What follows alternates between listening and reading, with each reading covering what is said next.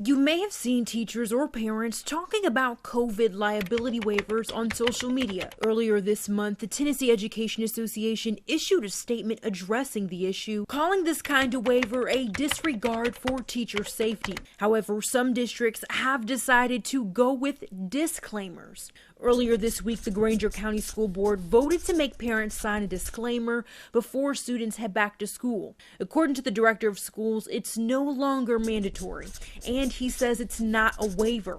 It'll now be sent to families in a letter and put in the student handbook. The disclaimer basically says while the district is working to follow guidelines, there is some risk with heading back. But what does this all mean?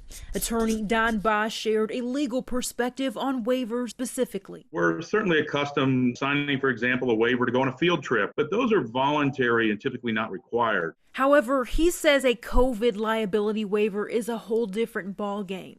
And I'm not sure that any school system could have their parents execute a waiver in order to exercise your fundamental right to an education. Bosch says while contracts add an extra layer for teachers, it would still be a hard move. And I'm not sure those waivers, for a variety of legal reasons, would withstand challenge either. He warns many waivers circulating on the internet have been debunked. However, if it is happening, he says parents and teachers could seek some help. I think there's some real challenges that could be made, and it's probably just not right. Gabrielle Hayes, Fox 43.